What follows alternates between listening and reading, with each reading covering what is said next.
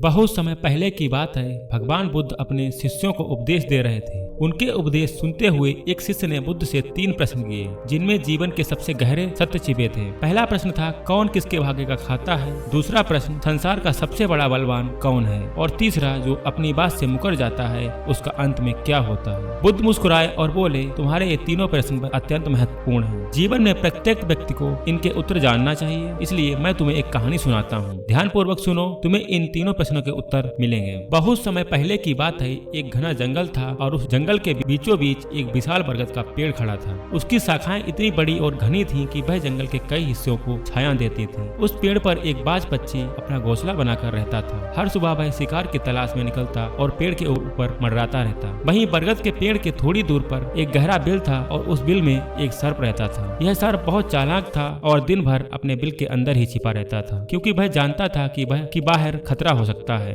एक दिन जब सर्प बिल से बाहर निकलने की कोशिश कर रहा था, तभी उसे दूर से बाज ने देख लिया। बाज बहुत फुर्तीला था और उसने सर्प को अपना शिकार बनाने का मन बना लिया। वह तेजी से उड़कर सर्प की ओर झपटा, लेकिन सर्प अपने बिल के अंदर वापस घुस गया। बाज कुछ देर मंडराता रहा, यह सोचते हुए कि जैसे ही सर्प बाहर फिर से आएगा उसे वह पकड़ लेगा। लेकिन सर्प बहुत सतर्क था। वह हर बार बिल से थोड़ा बाहर निकलता, चारों ओर देखता और बाज को देखते ही अंदर चला जाता। यह मुठभेड़ कई दिनों तक चलती रही। सर्प को खाने के लिए बाहर आना था, लेकिन बाज हर बार उसे रोकने के लिए तैयार बैठा रहता था। सर्प अब बहुत परेशान हो गया था। उसने कई बार कोशिश की, लेकिन हर बार वह असफल हो जाता। धीरे धीरे उसकी ताकत कम होने लगी और अब वह अपने बिल में ही भूखा प्यासा बैठा था। सर्प अब बहुत चिंतित था। उसकी स्थिति बेहद दयनीय हो चुकी थी। भूख प्यास से तड़पते हुए उसने सोचा, अगर मुझे कोई इस संकट से नहीं बचाएगा तो मेरी मृत्यु निश्चित है। सर्प ने सुना था कि राजा विक्रम एक महान योद्धा हैं, जो हमेशा दूसरों की सहायता करते हैं। उसने मन ही मन राजा विक्रम को याद करना शुरू किया। वह हर किसी से जो उस रास्ते से गुजरता उससे कहता, कृपया मेरी यह बात राजा विक्रम तक पहुंचा दो, केवल वही मेरी मदद कर सकते हैं। सर्प की उम्मीदें अब पूरी तरह से राजा विक्रम पर टिकी हुई थीं। वह लगातार प्रार्थना करता रहा कि किसी तरह से राजा विक्रम उस तक पहुंच जाएं। कुछ दिनों बाद राजा विक्रम जंगल में शिकार करने के लिए निकले। वह अपने घोड़े पर सवार होकर उसी रास्ते से गुजर रहे थे जहाँ सर्प का बिल था। जैसे ही राजा विक्रम वहाँ से गुजरे, सर्प ने उनकी आहट सुनी। उसने तुरंत बिल के अंदर से आवाज लगाई, हे राजन, मुझे बचाइए। कई दिनों से मैं इस बिल में फंसा हूँ। अगर मैं बाहर निकलता हूँ तो मुझे मार देगा। राजा विक्रम को यह सुनकर आश्चर्य हुआ। वह घोड़े से उतरे और बोले, कौन है जो मुझे पुकार रहा है। सर्प ने विनम्रता से कहा, हे राजन, मैं इस बिल में रहने वाला सर्प हूँ। बाहर एक बाज मेरा इंतजार कर रहा है। जैसे ही मैं बाहर निकलता हूँ वह मुझ पर हमला कर देता है। मुझे आपकी मदद की सख्त जरूरत है। राजा विक्रम ने सर्प की दयनीय स्थिति को समझा और बोले, तुम्हारी मदद कैसे की जा सकती है। तुम क्या चाहते हो, मैं उस बाज को भगा दूं? सर्प ने कहा, नहीं राजन, अगर आप बाज को भगाने की कोशिश करेंगे तो वह फिर से मेरे लिए घात लगाए बैठेगा। मुझे बचाने का एक ही तरीका है, आप मुझे अपने पेट में कुछ समय के लिए स्थान दें। जब बाज को लगेगा कि मैं अब यहाँ नहीं हूँ, तब आप मुझे किसी सुरक्षित स्थान पर छोड़ सकते हैं। राजा विक्रम ने थोड़ी देर सोचा, लेकिन फिर उनकी करुणा और दया ने उन्हें निर्णय लेने में मदद की। उन्होंने कहा, ठीक है सर्पराज, मैं तुम्हें अपने पेट में स्थान दूंगा, लेकिन याद रखना, जब हम सुरक्षित स्थान पर पहुंचेंगे तो तुम्हें बाहर आना होगा। सर्प ने तुरंत राजा विक्रम के मुंह से होकर उनके पेट में प्रवेश कर लिया। राजा विक्रम ने सर्प को अपने पेट में बिठाया और घोड़े पर सवार होकर जंगल के दूसरी ओर जाने लगे। रास्ते में राजा ने सर्प से कई बार पूछा, क्या अब तुम बाहर आना चाहते हो? लेकिन सर्प ने हर बार इनकार किया और कहा, नहीं राजन, अभी बाज हमें देख सकता है, कुछ और आगे चलिए।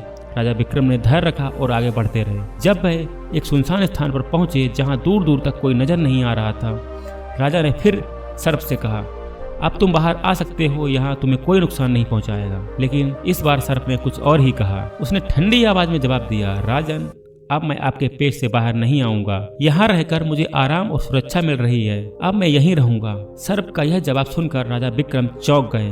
उन्हें लगा कि सर्प ने उनके साथ धोखा किया है। वह बहुत ही उदास हो गए।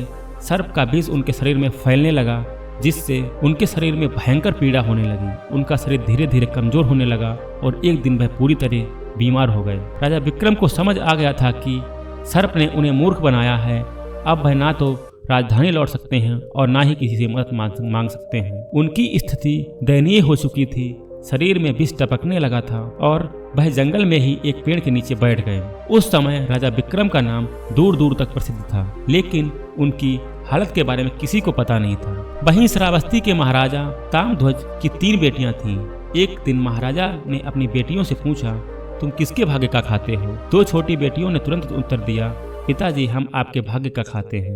लेकिन सबसे बड़ी बेटी चित्रलेखा ने कहा, नहीं पिताजी, मैं किसी के भाग्य का नहीं बल्कि अपने भाग्य का खाती हूँ। महाराजा ताम्रध्वज को यह सुनकर गुस्सा आ गया। उन्होंने चित्रलेखा का विवाह एक अपंग बीमार व्यक्ति के साथ कराने का आदेश दिया। ब्राह्मण और नाई ने चित्रलेखा का विवाह राजा विक्रम, जो अब बीमार और कमजोर हो चुके थे, से करा दिया। चित्रलेखा अपने पति की सेवा में लग गई। उसने देखा कि राजा विक्रम के शरीर में विष फैला हुआ है। वह अत्यंत दुखी हुई। एक दिन जब राजा विक्रम सो रहे थे, चित्रलेखा ने देखा उनके पति की स्थिति अब दिन ब दिन बिगड़ती जा रही है। वह उनके प्रति पूरी तरह समर्पित थी और इस स्थिति से उन्हें बाहर निकालने के लिए हर संभव प्रयास करने का विचार कर रही थी। उसने महसूस किया कि कोई साधारण चिकित्सा राजा विक्रम की बीमारी को ठीक नहीं कर सकती, क्योंकि यह एक असाधारण बीमारी नहीं थी बल्कि सर्प द्वारा फैलाया गया विष था। चित्रलेखा ने पति की पीड़ा को देखकर ठान लिया कि अब वह कुछ असाधारण उपाय ढूंढेगी ताकि राजा विक्रम को इस संकट से मुक्ति मिल सके। चित्रलेखा बहुत ही धार्मिक और तपस्वी महिला थी। उसने मन ही मन विचार किया कि जब तक वह इस समस्या का समाधान नहीं ढूंढेगी तब तक वह भूखी प्यासी रहकर तपस्या करेगी। उन्होंने घने जंगल में जाकर एक पेड़ के नीचे तपस्या करना शुरू कर दिया। उन्होंने अपनी पूरी शक्ति भगवान की आराधना में लगा दी और रोजाना भगवान से प्रार्थना करती रही कि उन्हें अपने पति को बचाने का कोई उपाय मिल जाए। कुछ दिन बीत गए और चित्रलेखा की तपस्या की शक्ति बढ़ती गई। उनकी श्रद्धा और समर्पण को देखकर भगवान ने उनके सपने में आकर उन्हें एक उपाय बताया। भगवान ने कहा, चित्रलेखा, तुम्हारे पति की यह स्थिति सर्प द्वारा फैलाए गए विष के कारण हुई है। यदि तुम सर्प को राजा के शरीर से बाहर निकालने में सफल हो जाती हो तो उनके जीवन की रक्षा हो सकती है। सर्प को बाहर निकालने के लिए तुम्हें उस पर दबाव डालना होगा और उसे यह विश्वास दिलाना होगा कि अगर वह राजा के शरीर में और रहे तो उसका खुद का जीवन भी खतरे में पड़ जाएगा। भगवान ने चित्रलेखा को यह भी बताया कि सर्प केवल एक विशेष मंत्र के प्रभाव से राजा के शरीर से बाहर निकलेगा। भगवान ने उसे मंत्र सिखाया और कहा, यह मंत्र सर्प को मजबूर करेगा कि वह तुरंत राजा विक्रम के शरीर से बाहर निकल आए।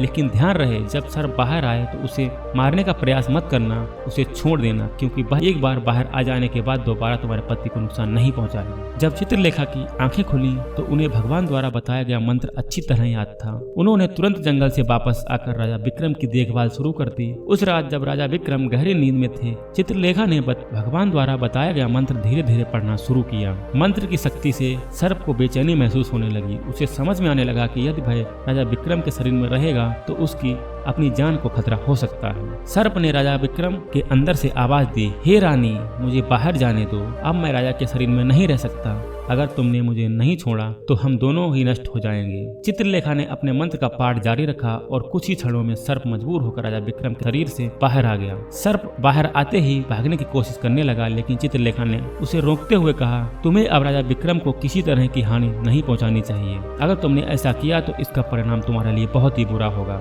सर्प ने विनम्रता से कहा, मैंने अपनी गलती मान ली है। अब मैं तुम्हारे पति को और नुकसान नहीं पहुंचाऊंगा। तुमने मुझे मुक्त कर दिया है और मैं अब यहाँ से हमेशा के लिए जा रहा हूँ। सर्प के बाहर निकलते ही राजा विक्रम के शरीर में फैला विष धीरे धीरे समाप्त होने लगा। राजा विक्रम की स्थिति में धीरे धीरे सुधार होने लगा। कुछ ही दिनों में वह पूरी तरह से स्वस्थ हो गए। उन्होंने अपनी पत्नी चित्रलेखा को अपनी ओर देखा और कहा, तुमने मुझे एक बार फिर जीवन दान दिया है। तुम्हारे समर्पण, साहस और प्रेम ने मुझे मृत्यु के मुंह से बचा लिया। अब मैं तुम्हारा हमेशा आभारी रहूंगा। चित्रलेखा ने मुस्कुराते हुए कहा, राजन, यह मेरा कर्तव्य था। पत्नी का धर्म है कि वे हर परिस्थिति में अपने पति का साथ दे और उसके जीवन की रक्षा करे। राजा विक्रम ने अब महसूस किया कि चित्रलेखा के शब्द, मैं अपने भाग्य का खाती हूँ, कितने सही थे। उनकी 2 बहनें जो अपने पिता के भाग्य पर निर्भर थीं, वे अपने निर्णयों में सीमित थीं, लेकिन चित्रलेखा ने अपने भाग्य पर विश्वास किया और दृढ़ निश्चय और बुद्धिमानी से परिस्थितियों का सामना किया और विजय प्राप्त की। राजा विक्रम ने चित्रलेखा की बुद्धिमानी और साहस की सराहना की और अपनी प्रजा को यह संदेश दिया कि हर व्यक्ति को अपने भाग्य और कर्म पर विश्वास रखना चाहिए। भगवान बुद्ध ने अपनी कहानी समाप्त की और अपने शिष्य को देखकर कहा, अब मैं तुम्हारे 3 प्रश्नों के उत्तर दूंगा। पहला प्रश्न, कौन किसके भाग्य का खाता है? हर व्यक्ति अपने भाग्य का खाता है। जब चित्रलेखा ने कहा कि वह अपने भाग्य का खाती है, उसने यह साबित कर दिया कि अपने कर्म और साहस के बल पर ही वह अपने जीवन में सफलता प्राप्त कर सकती है। अब दूसरा प्रश्न, संसार का सबसे बड़ा बलवान कौन है? संसार का सबसे बड़ा बलवान धैर्य और साहस है। चित्रलेखा के धैर्य और साहस ने ही उसे विजय दिलाई। तीसरा प्रश्न, जो अपनी बात से मुकर जाता है उसका क्या अंजाम होता है? जो अपनी बात से मुकर जाता है उसे हमेशा पछताना पड़ता है, जैसे कि उस सर्प के साथ हुआ। अंत में उसे हार मानकर राजा विक्रम के शरीर से बाहर आना पड़ा। यह कहानी न केवल उस शिष्य के लिए है बल्कि हम सभी के लिए एक महान शिक्षा है कि हमें अपने जीवन में हमेशा भाग्य पर विश्वास करना चाहिए और कठिनाइयों का साहस और धैर्य से सामना करना चाहिए। दोस्तों, उम्मीद करते हैं कि आपको यह कहानी अच्छी लगी होगी। अगर आपको यह कहानी अच्छी लगी हो तो हम इस वीडियो को लाइक करने के साथ साथ हमारे चैनल को भी सब्सक्राइब करें